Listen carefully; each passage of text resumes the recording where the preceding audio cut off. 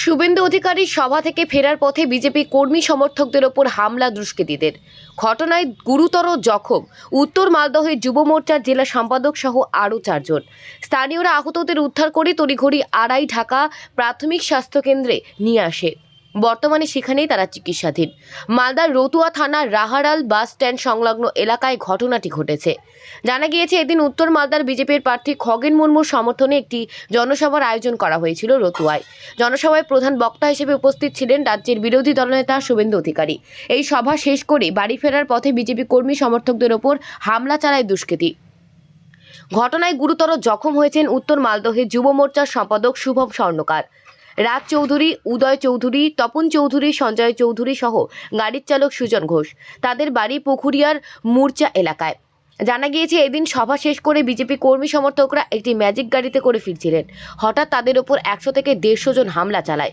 যদিও হামলার অভিযোগটি সম্পূর্ণ ভিত্তিহীন বলে দাবি মালদা জেলা তৃণমূল কংগ্রেসের সাধারণ সম্পাদক মেহবুব আলম সরকারের।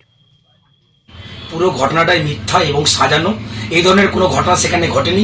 শুভেন্দু অধিকারীর জনসভায় কোনো মানুষজন যায়নি, লোকজন হয়নি। সেই জন্য তৃণমূলকে বদনাম করার জন্য বিজেপির মানুষরা এভাবে বদনাম রটানোর চেষ্টা করছে।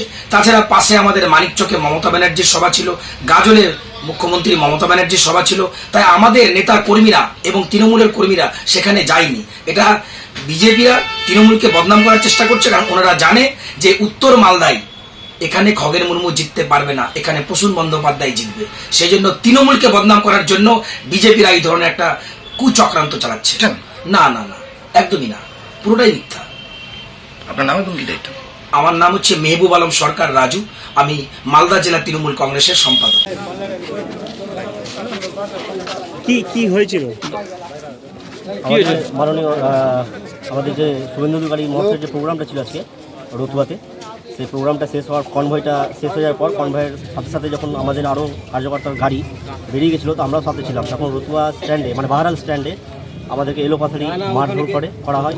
ম্যাজিক থামিয়ে ম্যাজিকের উপরে বড় বড় বাস দিয়ে মারা হয়। আমি স্কুটিতে ছিলাম, আমার সাথে আরেকজন ছিল।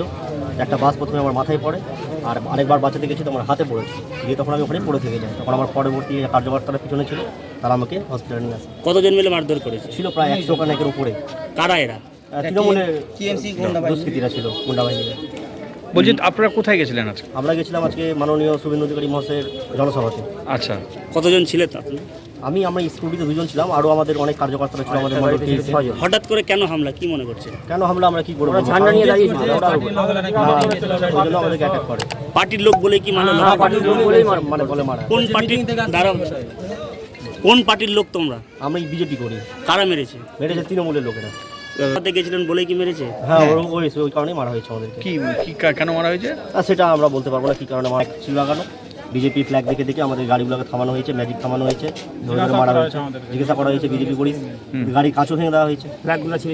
কতজন জখম আছেন আপনার? হ্যাঁ, কতজন জখম হয়েছেন? আমরা প্রায় আনুমানিক 6-7 জন আছি এখানে। আপনি কি কোনো পদে আছেন বিজেপি? আমি বিজেপি যুব মোর্চার জেলা সম্পাদক উত্তর মালদার। কি নাম আপনার? শুভম স্বর্ণকার।